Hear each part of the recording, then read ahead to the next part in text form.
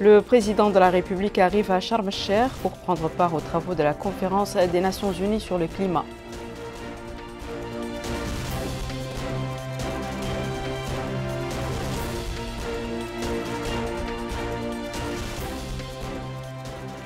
Le ministre de la Santé visite certaines infrastructures sanitaires de la ville de Nouadhibou.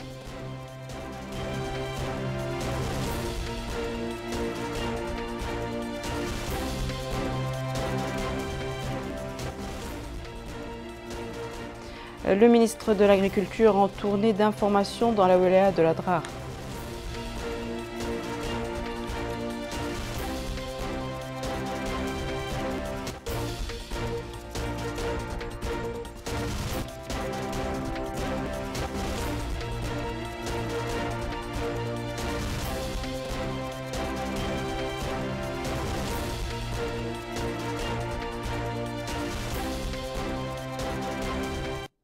Bonsoir mesdames, mesdemoiselles et messieurs, merci de vous joindre à nous. Le président de la République, M. Mohamed El-Cheikh Al-Ghazouani, est arrivé cet après-midi à Sharm el-Cheikh en République arabe d'Égypte pour participer aux travaux de la conférence des Nations Unies sur le climat, la COP27. Le président de la République a été accueilli à l'aéroport par une délégation égyptienne d'eau et au rang et le personnel de l'ambassade de Mauritanie en République arabe sœur d'Égypte. Cette conférence prendra des mesures décisives pour faire face à l'urgence climatique, de la réduction des émissions de gaz à effet de serre, au renforcement de la résilience et à l'adaptation aux impacts négatifs du changement climatique, en passant par le respect des engagements pour financer l'action climatique dans les pays en développement. Dans le cadre de ces efforts pour préserver l'environnement, la Mauritanie a lancé un certain nombre de programmes de sensibilisation et élaboré un arsenal juridique qui pénalise les atteintes à l'environnement et a mis en place un mécanisme de protection des zones fragiles les plus vulnérables au changement climatique. Dans ce contexte, l'État a réalisé d'importants investissements pour permettre à la population locale de s'adapter au changement climatique en finançant des activités génératrices de revenus qui constituent un soutien pour leur assurer des conditions de vie. Son Excellence le Président de la République, M. Mohamed El-Cheikh Al-Ghazouani, a été salué à son départ de l'aéroport international de Nouakchott-Oumoutounsi par le Premier ministre, M. Mohamed Ould-Bilal Messoud, le ministre secrétaire général de la Présidence de la République, M. Moulay Mohamed Laqdaf, Dr Koumbaba, ministre conseillère à la Présidence de la République, Mme Naham Hamdi Mouknas, ministre conseillère à la Présidence de la République, des membres du gouvernement, le chef d'état-major particulier du Président de la République, le Wali de Nouakchott-Ouest et la vice-présidente de la région de Nouakchott.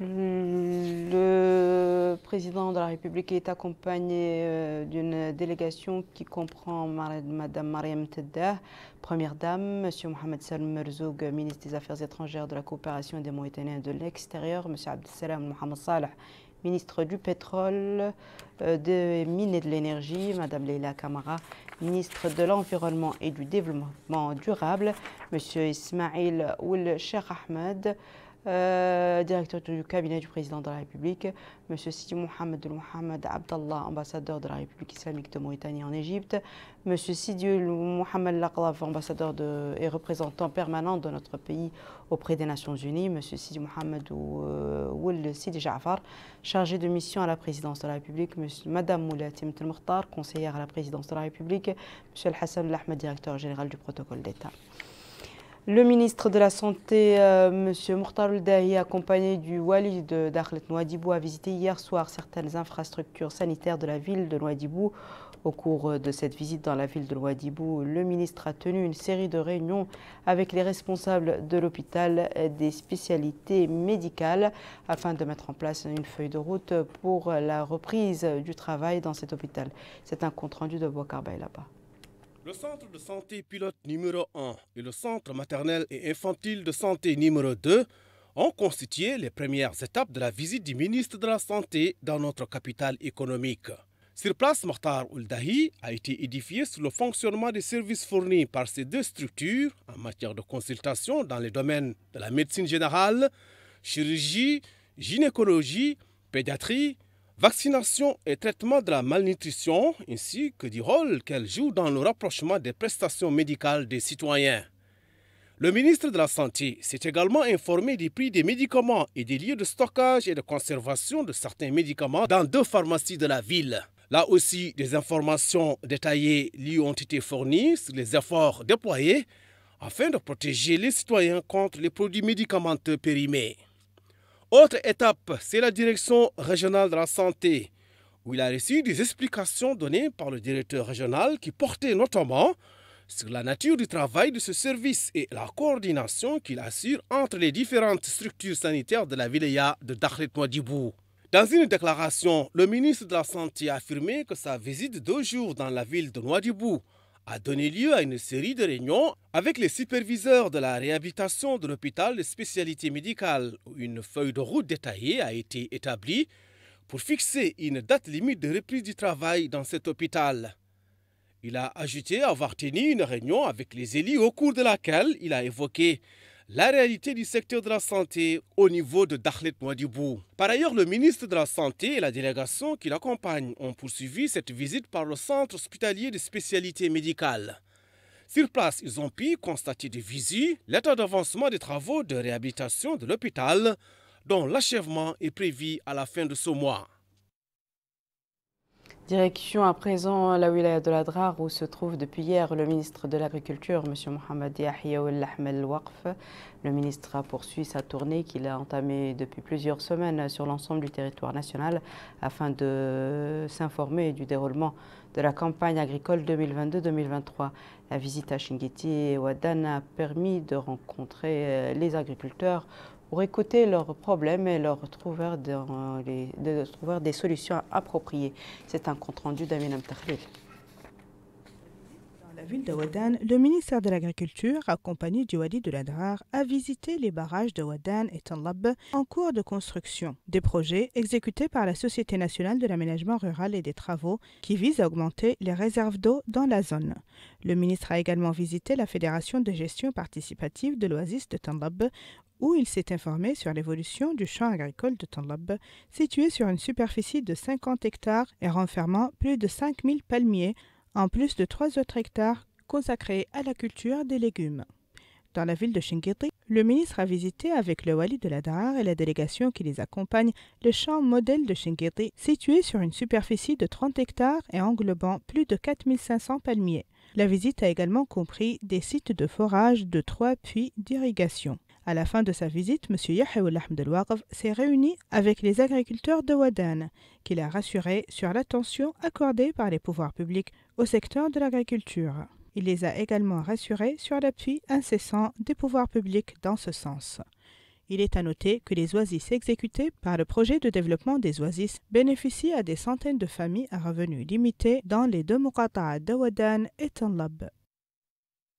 Restons en Adrar où le président du mécanisme national de prévention de la torture, M. Bakay Abdelmalek, a tenu ce matin une réunion avec le Wali de l'Adrar, M. Sidat Al-Qutb, accompagné des autorités administratives et sécuritaires de la wilaya.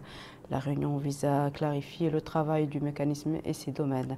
Le président du mécanisme a également visité ce matin la prison civile de la ville d'Attar et a été informé sur les conditions des détenus.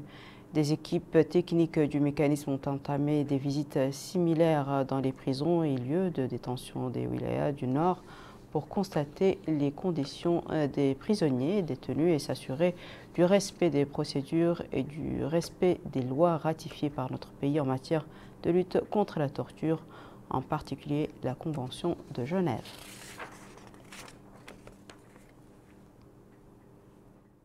Autre visite, celle effectuée par le Wali du Guidimaqa, M. Ahmed Mohamed Mahmoud Lidé, qui s'est rendu à la commune rurale de Woul Mbani, dépendant de Tachout. Cette visite rentre dans le cadre de la campagne nationale et régionale de protection des pâturages contre les incendies. Le Wali a visité l'école 1 de Tachout où lui et sa délégation ont assisté à la levée du drapeau en présence des élèves avant d'entrer dans les salles de classe. Le Wali a déclaré que cette visite s'explique par l'importance que son Excellence M. Mohamed El-Cheikh Al-Ghazouani attache à l'école républicaine.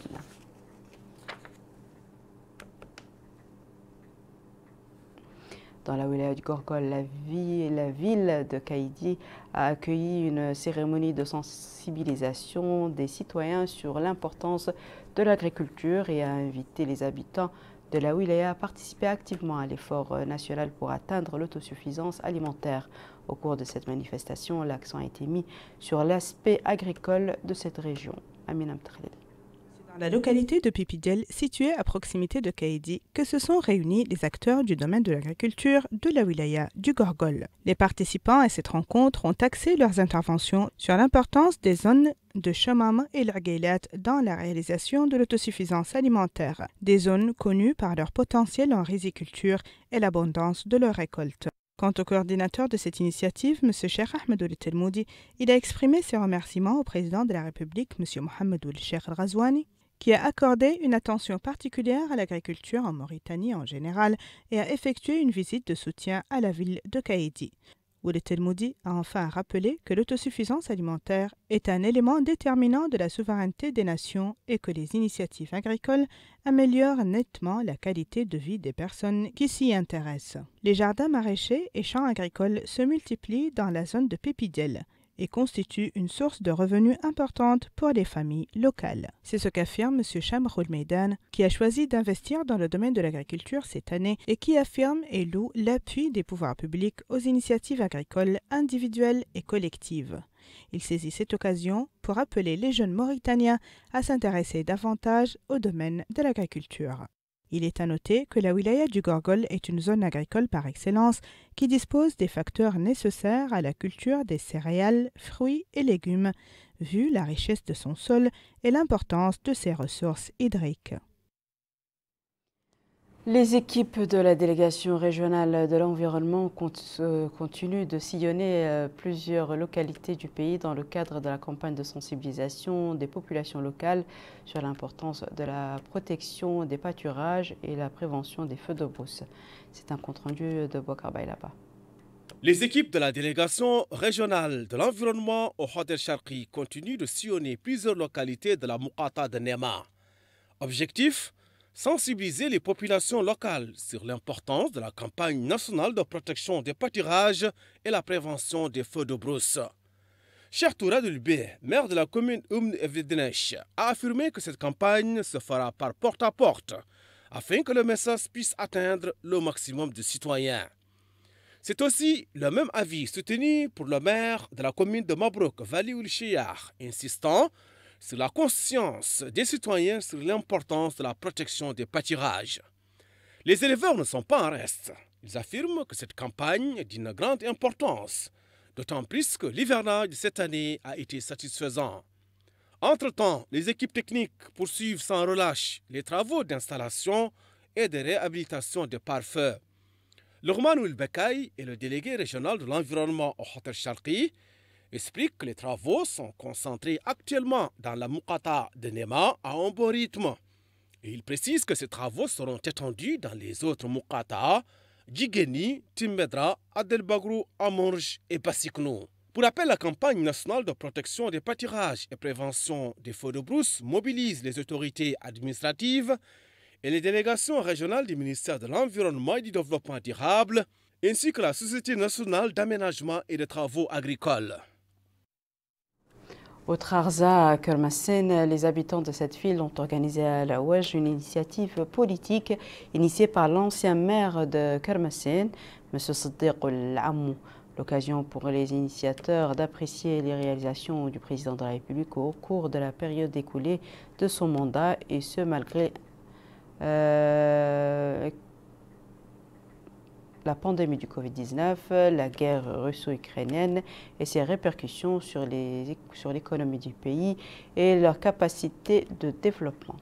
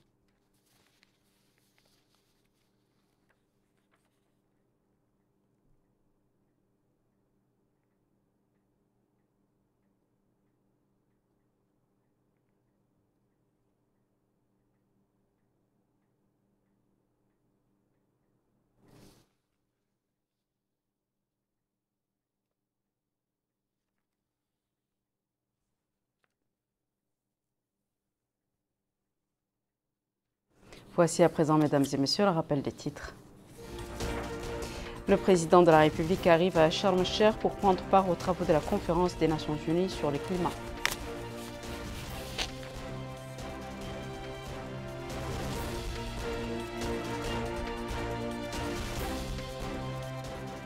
Le ministre de la Santé visite certaines infrastructures sanitaires de la ville de Nouadhibou.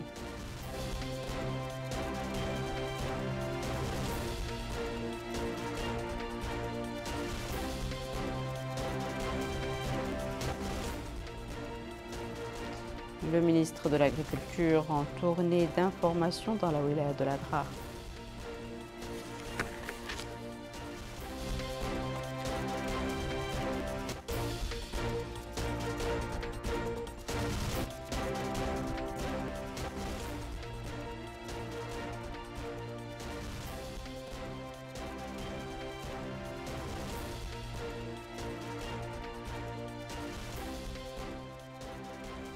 C'est la fin de ce journal, mesdames et messieurs. Merci à vous de nous avoir suivis. Merci de votre fidélité et je vous souhaite une excellente suite de programmes sur le Mauritania.